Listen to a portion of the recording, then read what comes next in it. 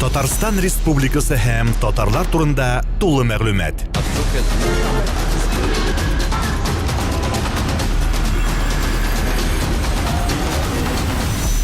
Татар информ мәгълүмат агентлыгы. Бисмиллахир-рахманир-рахим. Татарстан муфтияты төрле фильмнар ясау белән шөгыльләнә дип әйтергә була. Безнең мирасыбызга багышланган, рухи байлыгыбызга багышланган төрле фильмнар ясады һәм бу эш дәвам итә. Менә күптән түгел Галимҗан Барудига багышланган фильм ясалды, чөнки 2017 ел Татарстан муфтияты тарафыннан Галимҗан Баруди елы дип игълан ителде. Быел шушы улуг галимебезгә 160 ел тулды, туына 160 ел тулды. Үткән елны татар ишаннарына багышланган фильм ясалган иде. Быел Татарстан муфтиенең тәкъдиме белән без Коръәнгә багышланган документаль фильм ясарга ниятлибез. Бу фильмда без Коръәннең тарихын, пәйгамбәрбез чорынан алып, бүгенге көнгә кадәр Коръәннең тарихын күрсәтергә ниятлибез. Чөнки бу изге китапның тарихы бик бай. Бу китап безгә күп гыйлемнәрне бирә. Кайбер кешеләр уйлавынча Коръәнне Пәйгамбәрбез Мөхәммәд саллаллаһу алейхи ва саллям язган диләр. Ләкин бу фикер дөреслеккә туры килми. Коръән ул Аллаһ сүзе. Һәр сүз, Коръәндәге һәр сүз ул Аллаһ сүзе. Менә шуны без избатларга, шуны без күрсәтергә уйлыйбыз. Менә Коръән ничек индерелә башлады? Коръән ничек сакланды? Сахабалар нинди көч куйганнар Коръәнне сакларга? Аннары соң Коръән ничек китап итеп җыелды? Аннары Коръәнгә төрле билгеләр, хәрәкәләр, башка билгеләр ничек куелды, кемнәр куйды, ни өчен куелды ул билгеләр? Шулай ук татар галимнәренең Коръәнне саклауга һәм бастыруга керткән өлешләре турында да сөйләп узасыбыз килә. Белгәнебезчә, Коръән Мәккәдә һәм Мәдинәдә индерелгән, Каһирәдә укылган, Истанбулда язылган, Казанда бастырылган. Менә Казан басмасы турында да сөйләп үтәргә уйлыйбыз. Коръән беренче мәртәбә басылды Петербург шәһәрендә 1787 елда Екатерина II-ның рөхсәте белән. Ләкин ул бик киң таралмады. Петербургтагы типография Казанга күчкәч, Казан басмасы бөтен мөселман дөньясында таралды дип әйтсәк була.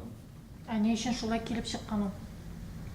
Петербургта таралмаган, Казан басмасы таралган.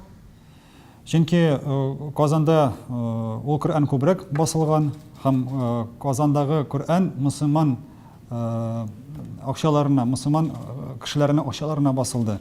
Һәм шуңа күрә ул беренче Коръән булып саналган инде. Петербургта дәүләт акчасына басылды. Һәм әйтергә кирәк, Казан басмасының үзенчәлекләре бар.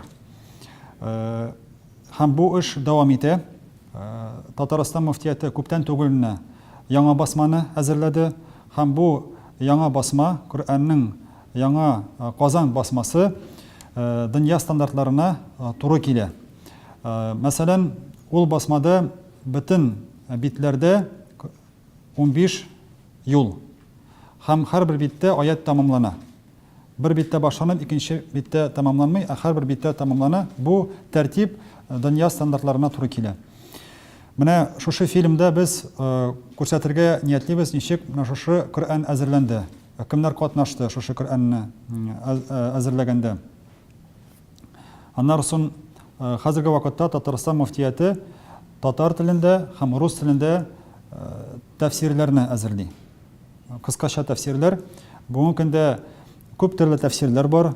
Безнең мәзһәбкә туры килмәгән тәфсирләр бар. Аятларны кайбер тәфсирләрдә түгел, Коръәннең тәрҗемәләрендә кайбер аятлар, сүзләр дөрес тәрҗемә ителмәгән. Дөрес заманда куелмаган сүзләр. Менә шуңа күрә күп төрле тәфсирләр булганга күрә Татарстан муфтияты Хәнәфи мәзһәбенә һәм Матурidi акыйдәсенә туры килгән тәфсирне әзерләргә булды. Бу очракта тулы тәрҗемә турында сүз бармыймы? Бу тулы тәрҗемә була, ләкин тәрҗемә генә түгел, җәяләр эчендә кыскача аңлатмалар да булачак. Коръәнне тәрҗемәсен уку гына, Коръәннең тәрҗемәсен укып кына Коръәнне аңлап булмый. Чөнки һәрбер аятның иңү сәбәбе бар, һәрбер аятның хикмәте бар. Менә шушы хикмәтләрне безгә тәфсирләр аңлатып бирә. Менә сез үзегез дә әйттегез, бай тарихы бар дип. Менә ул тарихи мәгълүматларны каян туплаячаксыз сез? Архивларга мөрәҗәгать итәсезме? Ничегрәк була бу эш? Һәм бу проектта кемнәр катнаша, бәлкем чит илләрне дә җәлеп итәсездер. Ничегрәк ул? Менә шунысын да әйтеп китегез. Бу фильмны әзерләгәндә әлбәттә архив чыганаклар кулланачакбыз. Мәсәлән, Петербург галимнәре белән элемтәгә керергә ниятлибез. Петровский белән бергә хезмәт итәргә ниятләребез бар. Аннары соң монда Казандагы галимнәр белән дә элемтәдә булачакбыз. Шулай ук монда башка белгечләр дә җәлеп ителәчәк.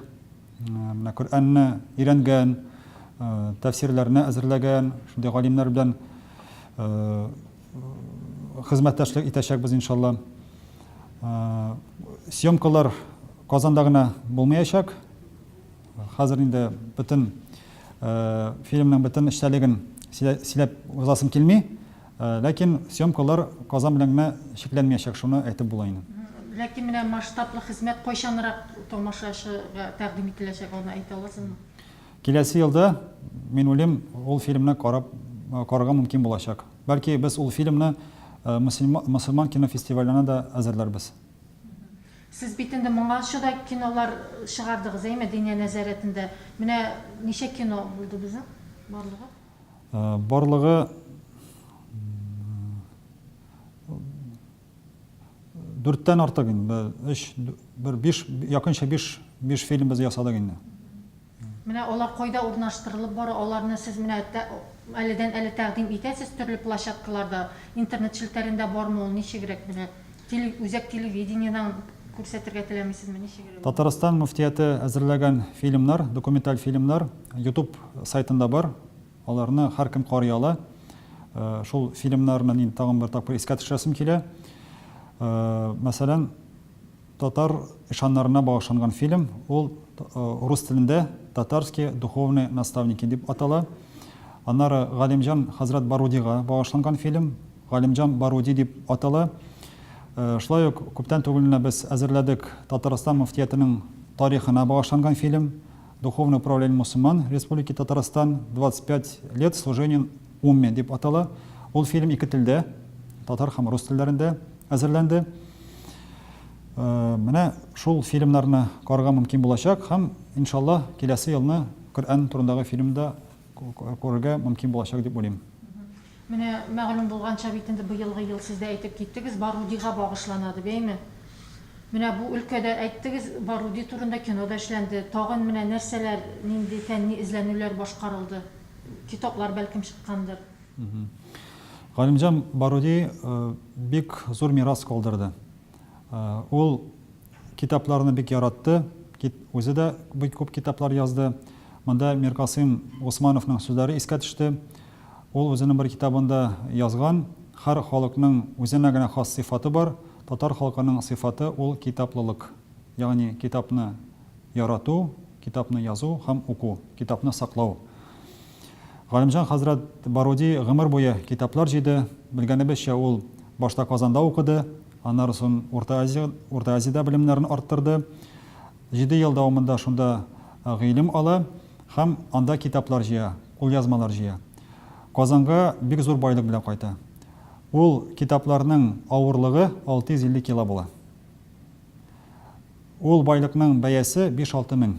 Һәм ул гомер буе шулай китаплар җыя. Хәзерге вакытта Галимҗан хәзрәт Барудиның китаплары Казан Федераль университетының Лобачевский исемендәге фәнни китапханәдә саклана. Менә шунда барып, шушы мирас белән танышырга була. Һәм укырга да мөмкин булачак. Альхамдулилlah, Галимҗан Барудиның кайбер китаплары рус һәм татар теленә, хәзерге татар теленә тәрҗемә ителде, һәм бу эш дәвам итәчәк дип уйлыйм. Хәзерге вакытта бер китап тәрҗемә ителә.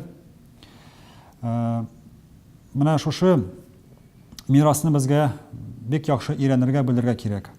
Чөнки улуг галимнәребез әйтеп калдырганнар, халкын белмәгән халыксыз, нәселен белмәгән нәсәпсез, инде илен белмәгән игелексез. Шуңа күрә безнең киләчәгебез якты, бәхетле булсын өчен безгә галимнәребез юлыннан барырга кирәк, аларның хезмәтләрен дәвам итәргә кирәк. Менә дини мирас сүздә юк бик бай. Аларның дини мирасының күпчелеге минем аңлавымча алар кулъязмаларда. Менә аларны бүгенге телгә күчерүдә, китап итеп, заманча китап итеп чыгаруда бит инде белгечләр кирәк. Менә бу җәһәттән үзебезнең Казанда андый белгечләр бармы, яшьләр бармы? Һәм бу эшкә теләп алыналармы? Белгечләр әлбәттә бар, ләкин алар җитәрлек түгел. Шуңа күрә без менә шундый фильмнар ясыйбыз. Төрле чаралар үткәрәбез, конференциялар үткәрәбез. Ул конференцияларның максаты бит бай мирасыбызны җәмгыятькә җиткерү һәм шушы мирасны өйрәнүгә теләкне уяту.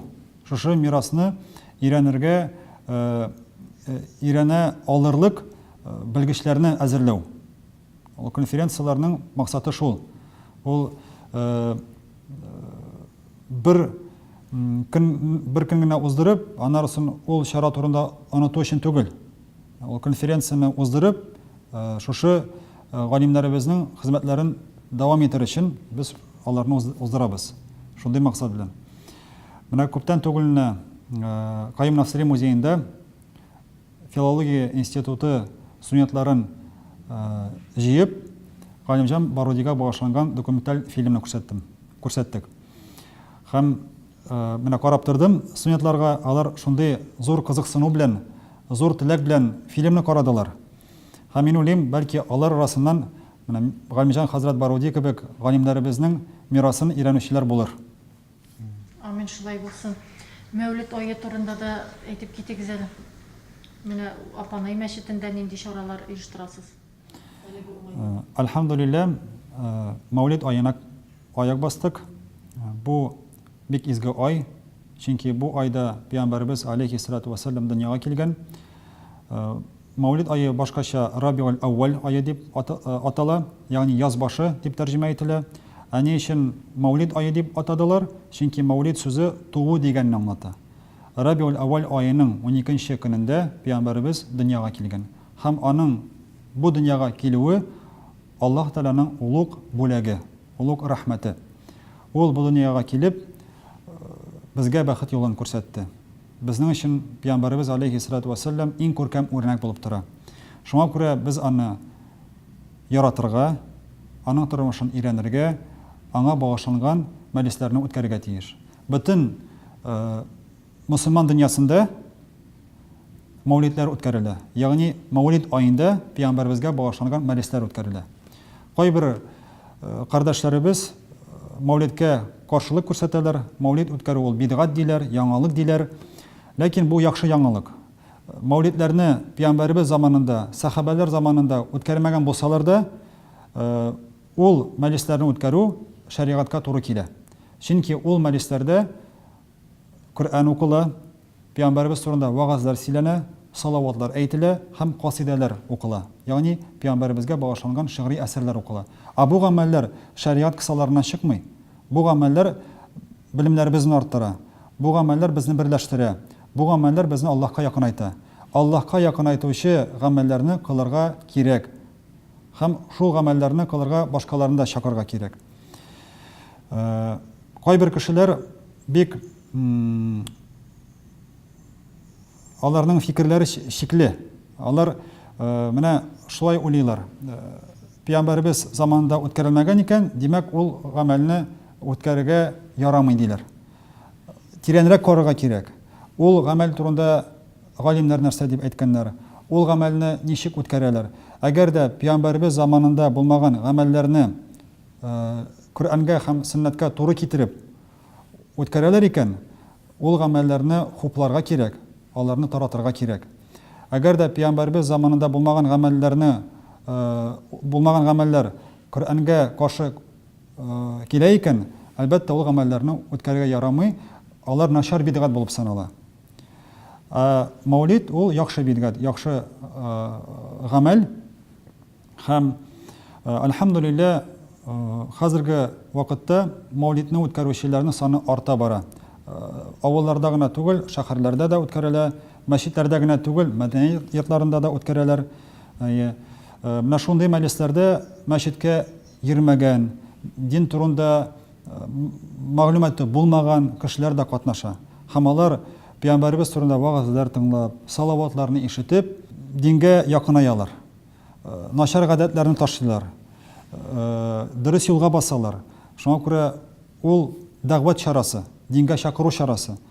Ул мәҗлесләрне үткәрергә кирәк. Галимҗан Баруди белән бәйле булган вакыйгалар истә калачак.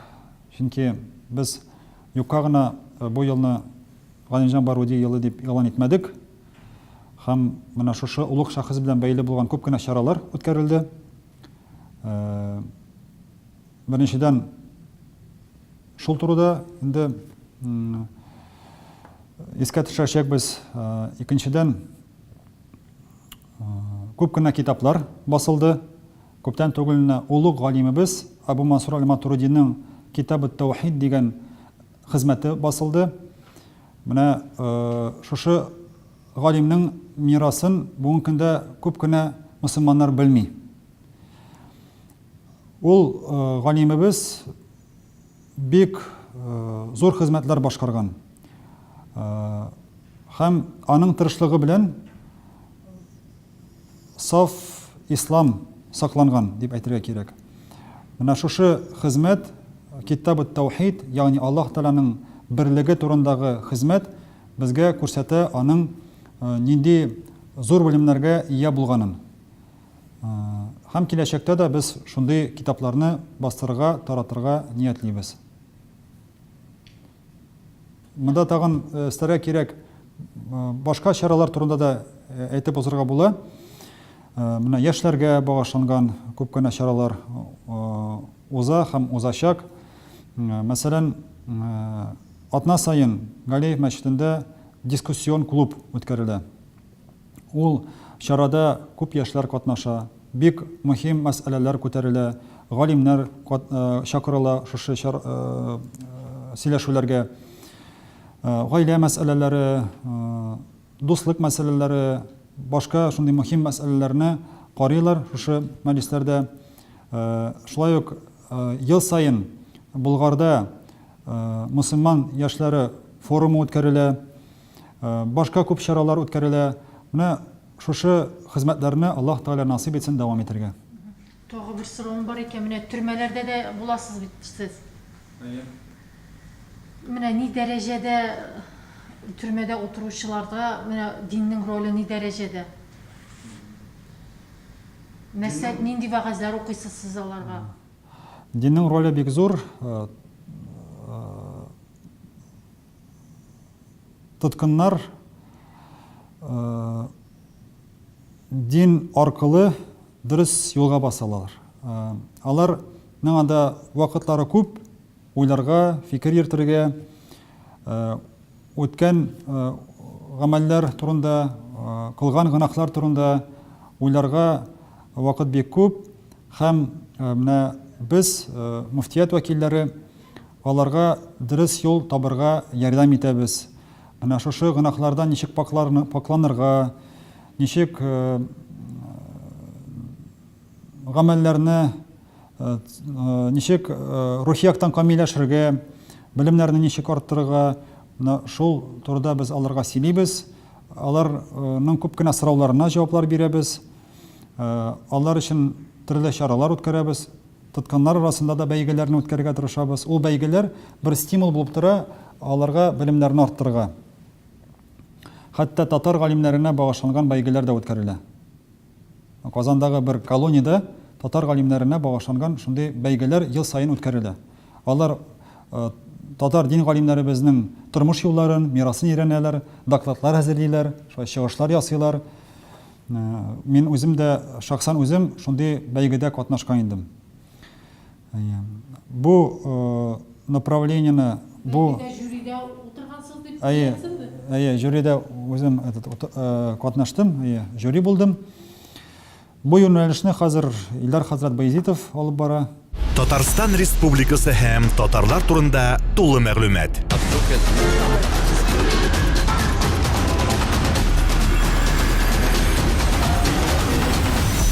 Татар информ мәгълүмат агентлыгы.